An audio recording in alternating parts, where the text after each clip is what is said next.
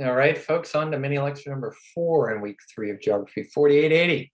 So we're really coming back to the concept of reading the landscape, as well as we saw introduced in the first mini lecture, the notions that nature and space are produced. Let's figure out what all that even means. We'll start with the contemporary geographic thinker, Bill Cronon, as he is known, who actually did not get a PhD in geography, but instead a PhD in history. And in fact, he likes to describe himself as a historian in a geographer's clothing. So he is a professor at the Department of Geography at the University of Wisconsin-Madison, and he may be in retirement, about to retire, somewhere on that cusp. I think the pandemic has maybe led him to retiring early. And he is what we would call a historical geographer, in the sense that a lot of his work focuses in on geographical issues as they occurred in the past, in particular in the American West, as well as looking specifically at environmental history, so environmental changes over time, as we'll see. He's written so many books, well, maybe not so many, maybe 3 or 4, but they've been just so influential. And he's written some articles as well, and contributed to these areas of human geography. We wouldn't necessarily call him a humanistic geographer, in that his emphasis is not on deeper questions of the meaning of place per se, or certainly not those kinds of questions from a perspective of phenomenology, or really looking at individual accounts of a place. So we wouldn't call, even though history is a humanities discipline, we wouldn't call his approach, or we wouldn't call Bill a humanistic geographer. Okay, in part because some of the work he's done has been really rooted in ideas that have close affiliation with structuralism and Marxist geography, as we'll see. We'll also see that Bill would definitely not call himself a Marxist geographer, which is all just to say that Bill has a lot of different contributions, but is not something that we can easily pin down sort of names for. So he's contributed to urban environmental studies, especially in terms of contextual ideas about the relationship between nature and society. Okay, so really telling us and showing us how the notion of wilderness has arisen over time as a construct, and not just something that is out there, okay, but as something that we've created in our own heads to understand the world around us in ways that are potentially not very helpful to actually preserving and protecting nature. And he's really innovated on historical methods within this one. How do we understand changes to the environment and changes to places and spaces over time in the past? The book Nature's Metropolis is, I think, should be required reading for any geographer. It's a wonderful book about the making of the city of Chicago in the US Midwest in the latter half of the 19th century. And it's a great example of this one stream of Bill's work, which has influenced so much, research over the past 30 years, okay, around the flows of nature and the making of urban capitalism, okay?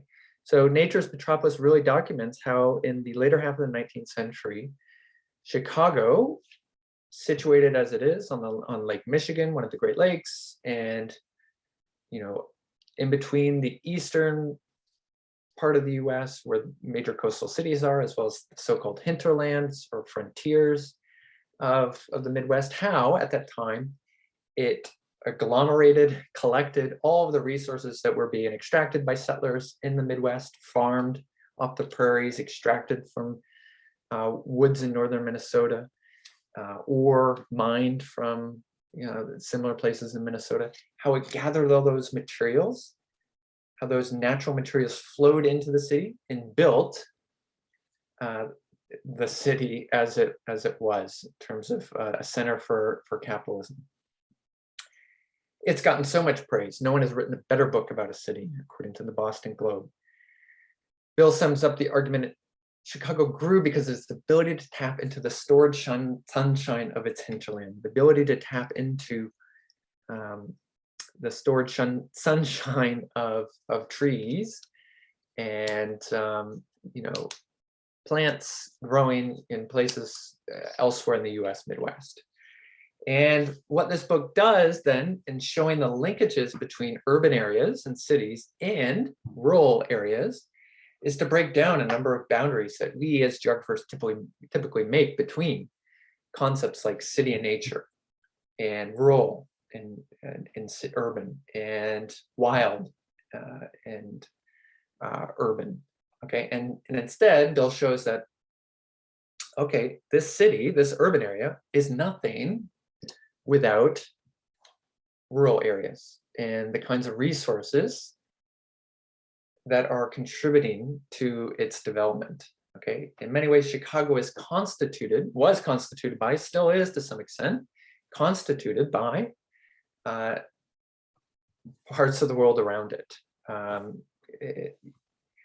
And in many ways, this argument lives on and can be seen in modern cities. Okay, think about Toronto, and think about the wealth that Toronto has accumulated and still does accumulate these days.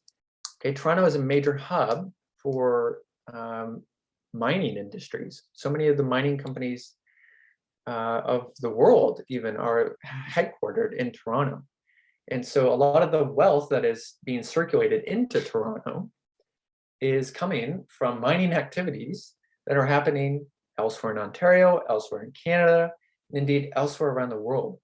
So the flow of these materials is actually in many ways making the kinds of extravagant wealth and all the other pleasures and amenities we associate with this city. So we can't just sort of say Toronto ends here as a region. In fact, we have to look at the different kinds of flows that are crossing that hard and fast boundary we typically make of the greater Toronto Hamilton area to understand its development. But Bill acknowledges, look, in this argument and in this book, there's almost no people. There's no lived textured reality of people who are going to be necessarily classed, raced, gendered. Okay, there's no acknowledgement that this process by which Chicago grew out from its hinterland and the resources provided by it, there's no acknowledgement that that was made by specific people. And this is an acknowledgement of some of the book's failings. That's something a humanistic geographer might point out to Bill. Hey, where are the people and their experiences of this phenomenon? And it's also something that Marxist geographers might also point to and say, hey, this is missing. We know that capitalism is defined by people who own the means of production, capitalists, and those who don't, workers. And so where are the workers? And Bill acknowledges they're not in this book. This book is a bit more abstract and more focused on historical records that are hard to sort of see people in. And indeed, this was a major debate in 1990 or the early 1990s when the book came out, and a lot of Marxist geographers in the journal Antipode really questioned the approach to the book. Bill got angry and responded here and said they were sort of totalizing everything into capitalism and writing in a very unclear manner, which Bill really prides himself on the ability to write clearly and to popular audiences. A lot of Bill's work has reached beyond the halls of academia to places like the Boston Globe and to newspapers where it's been picked up widely and read by people who wouldn't normally engage with geographical ideas. Okay, so this is in spite of the Marxist geographers really getting after Bill in the early 1990s when the book came out, the idea that flows of nature from so-called rural areas actually constitute cities, and the idea that we should break down those boundaries between the rural and the urban. Okay, that idea has been taken up widely amongst Marxist geographers of the past and economic geographers more generally of the past 20 years. Okay. Along the lines of breaking down boundaries between natural and unnatural, wilderness and urban, so on and so forth, Bill has written a couple books to make exactly those kinds of points, to break down those boundaries, to question what is natural. And so the first of these was all the way back in 1983, almost 40 years ago, in Changes in the Land. Okay, this was actually Bill's master's thesis, if you can believe it. You are not, if you ever go to grad school, required to publish your master's thesis as a book, much less one that stands the test of time like this one, but somehow Bill pulled it off.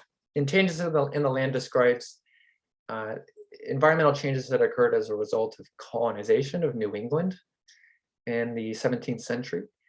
And in particular, different notions of nature that colonists, settlers brought to New England, different notions of property and the way that nature should be owned that they brought to New England, and describes some of the changes in the land that resulted.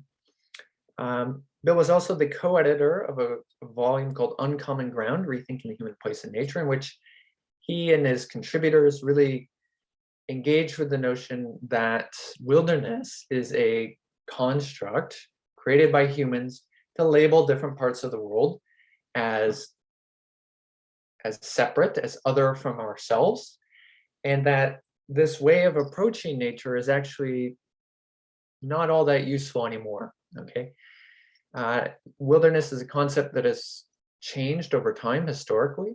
Wilderness used to be a frightful place that people feared going to.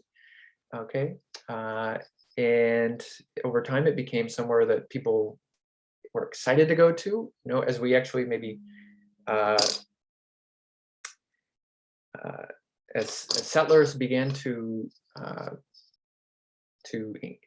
expand into so-called wilderness areas and to extract resources from them, wilderness became something that we sought out further and further to actually replenish ourselves and to get away from the ills of urban industrialized society.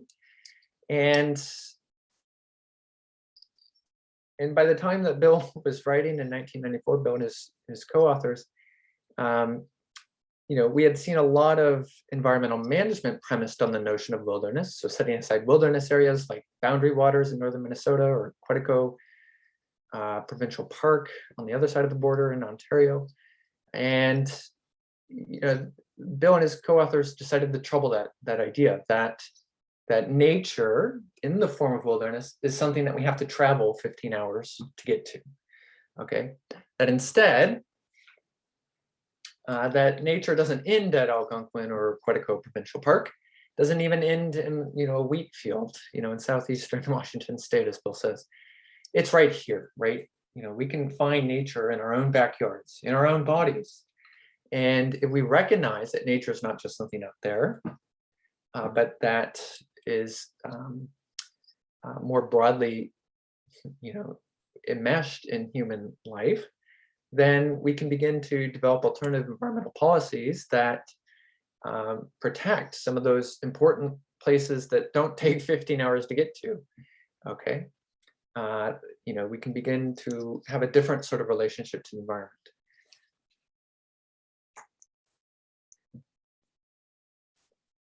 And finally, Bill has been inspired by and really led work on following connections in the land. Okay, and so using specific places in order to chart out environmental changes. So he uses and changes in the human environment relationships. So an example here is his work in Kennecott, Alaska in the US, asking very basic questions of the landscape there. And this article that I've presented some of it to you here really starts with Bill actually going to that landscape, going to that abandoned mining town in Alaska, and asking, okay, these are abandoned structures, they're ruins. Where did they come from? What sort of lives did these people live? Why did they leave their homes?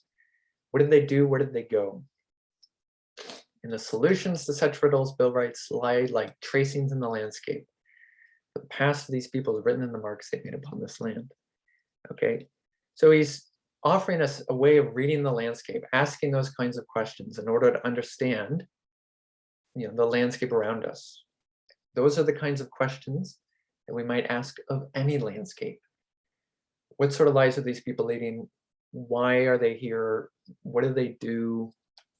How do they make a living? So on and so forth. But what Bill points to in the conclusion here is that we can't just stay in one landscape or one scene, oftentimes, or one place.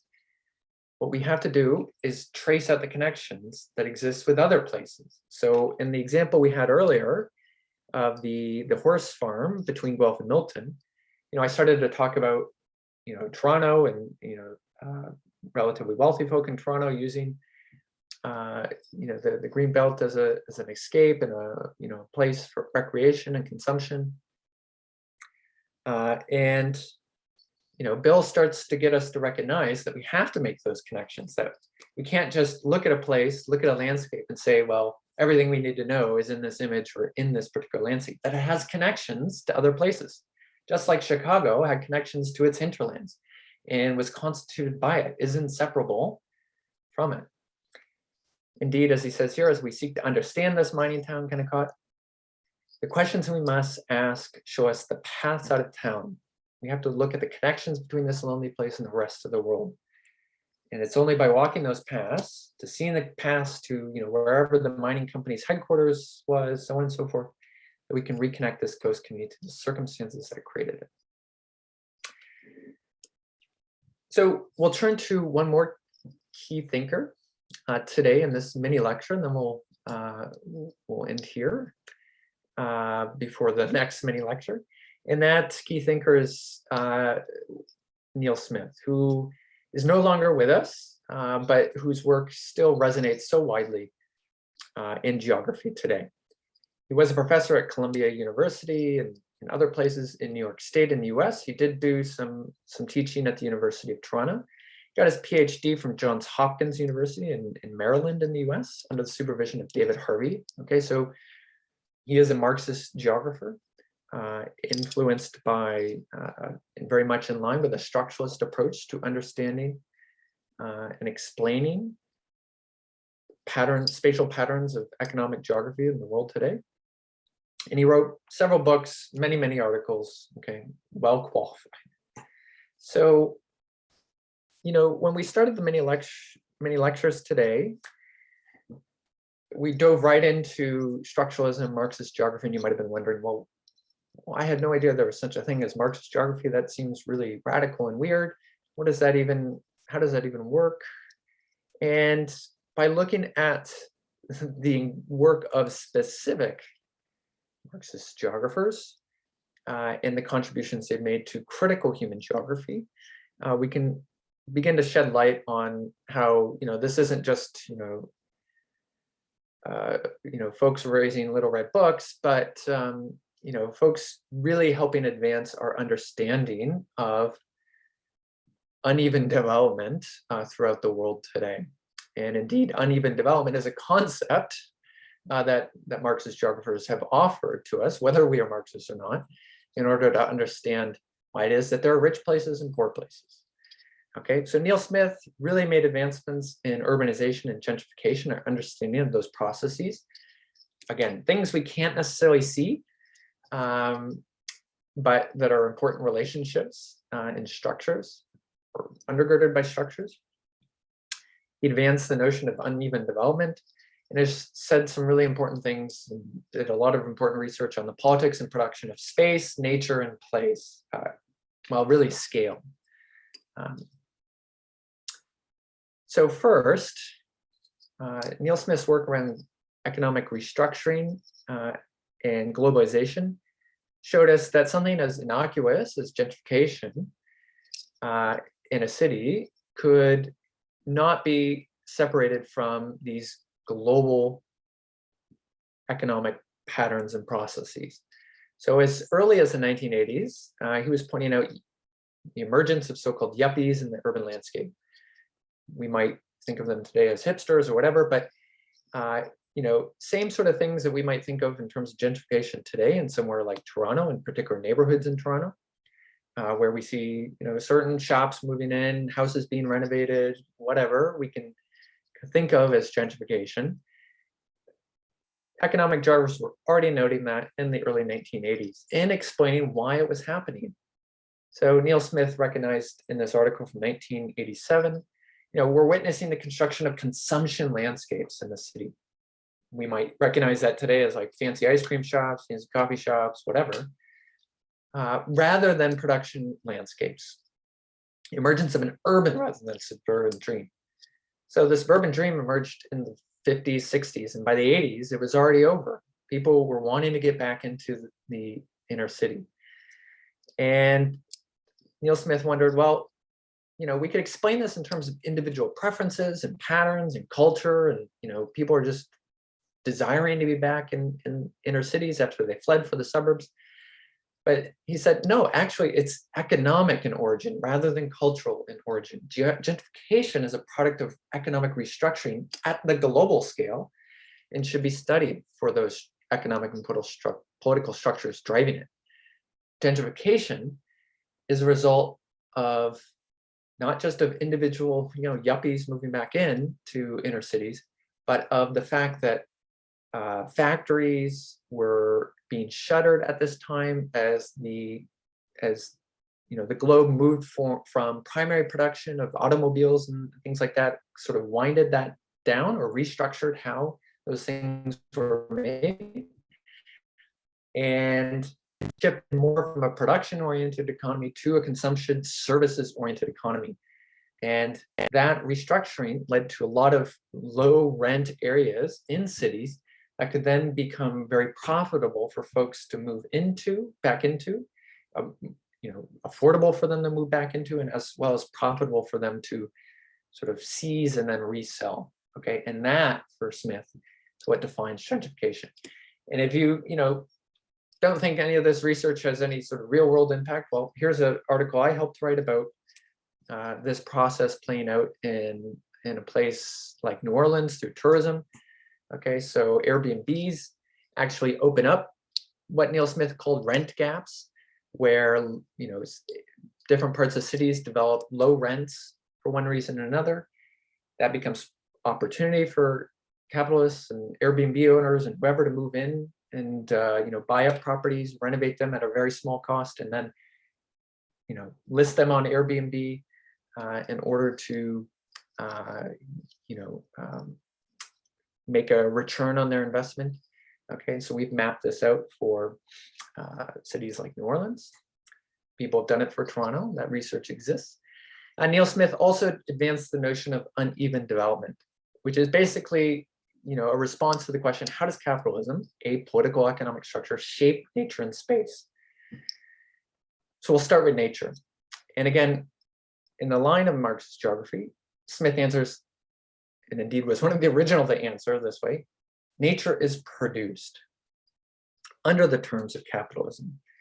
So for him, he lays the argument out this way: capital seeks the most accessible labor and resources. Ideally, their costs are going to remain the same. These are not, sort of questionable assumptions. They are in many ways inherent to what capitalism is. The profit motive drives capitalism. So, seeking the most accessible, cheapest, consistent labor and resources makes sense. The problem is that those, keeping costs down is unlikely. It's rare. Costs tend to rise, profits tend to fall. And so how does capital respond? Well, it intervenes in nature to fix the problem and to get a new fix of capital, okay, and profit. And so what is that actually, that's pretty abstract. So let's play it out with an example. Let me say a little bit more about the concept first. So I invest in a property in the middle of Toronto. because it's low rent, I can afford it. I make that investment. I, turn around and, I keep making profits out of it. But eventually, property taxes or rents start to rise and my costs are rising, profits are falling because I have to compete with others who have also made that investment in that neighborhood. And so, yeah, costs are rising, profits are falling, and I want to look for my next opportunity. I'm not making as much money off of that house anymore. Where's my next opportunity? Where is the next cheap rent area? And that's where I'm going to go. That's where capital is going to go. And that is what uneven development really is all about. It's about how capitalism stalks the earth looking for the next low rent, cheap labor opportunity. So let's see how that plays out when it comes to nature. We can use the example of the tar sands, which were first recognized in 1875, really were too costly to produce any oil out of until the 50s and 60s, in part because the oil is just embedded in the sand there. There's some commercial activity that was successful by the late 60s, given new technology, but it wasn't certainly until the past 30 years or so that we really saw production take off. As the price of barrel of oil rose globally, as technology advanced and as greater access roads were built, and that is what led to an interest in development. So in other words, what we're seeing here is the costs for oil capitalists in other oil fields around the world began to rise. The oil was running out in other fields, so that was more costly to extract in those other fields. And it made this opportunity, the tar sands, much more appealing because eventually the technology came around and it became more worthwhile, profitable for these tar sands to be extracted. But that is not just a sort of natural process of profit, but it is in fact something that is actively constructed by capitalists, individuals, and particular people who advance that ideology. So, it's folks like Enbridge planning pipelines in order to increase the viability of tar sands and to make them profitable. It is, as Matt Huber documents in his book, it is the construction of a culture that sees oil consumption as necessary.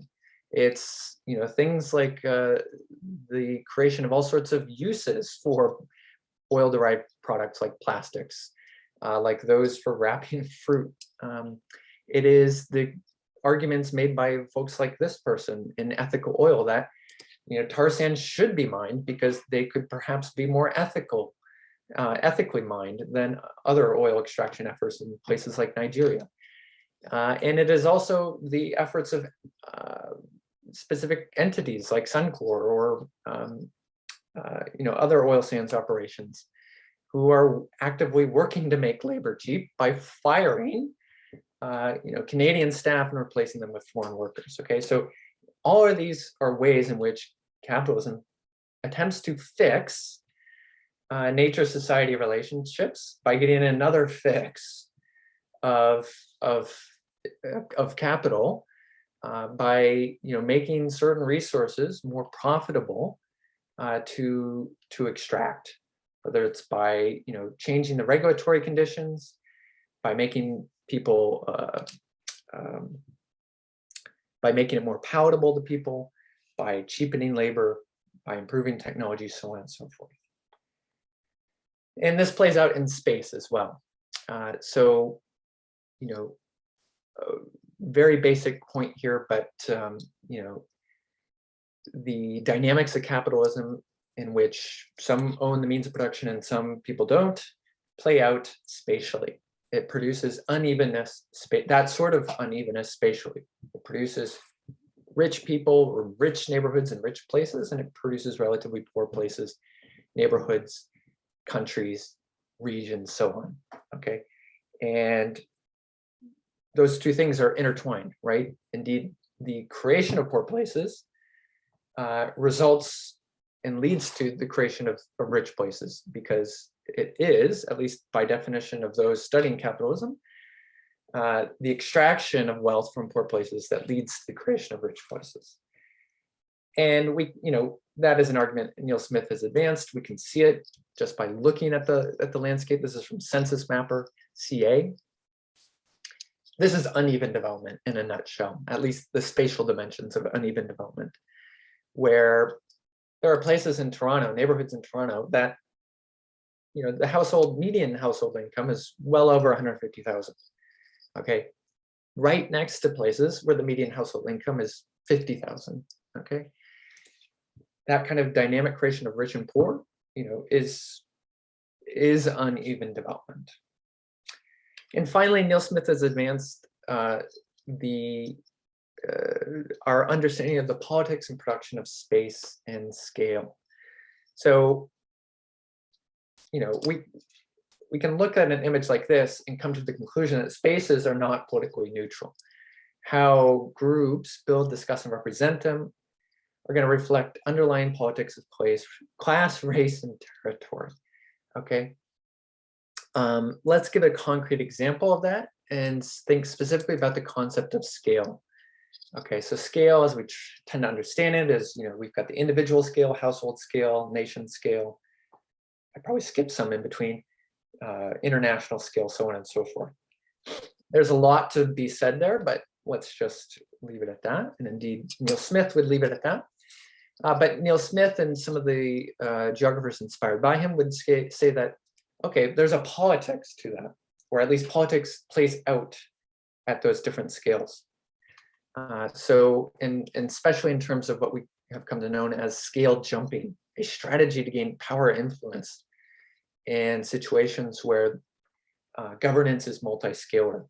Okay, so we see this actually practiced a lot by Indigenous peoples and First Nations, which are sovereign nations and exist, at least theoretically, in a government-to-government relationship. Okay, so federal government, nation-state scale, Canada exists on the same scale as any First Nation, right? But of course, given the politics of settler colonialism in this country and other settler colonial states, many First Nations, Indigenous nations, are not able to actually be recognized at a sufficient level at that scale, at the scale of Parliament. Okay, so what did they do to have their voices heard? They go to the UN, they go to the international scale. They jump scales to get those international bodies to put pressure at the lower scale, the federal scale, to put pressure on Canada in order to do something like address clean water issues or free, prior, and informed consent, so on and so forth. So next, that's an example of scale jumping, a concept introduced by Neil Smith and related geographers. So to sum up, which case studies that we looked at or have introduced in terms of Southern Ontario that we'll be looking at the team seminar for might demonstrate the geographies of gentrification and/or uneven development, and why. And the question I'm prompting you here with is simply to get you thinking about how we are going to approach team seminars, where we're going to take concepts like space and place and scale, and to think through how they can shed light on different case studies around the region. Okay, so this was a long mini lecture. I apologize for that. We will pick up here or somewhere similar in the next and final mini lecture.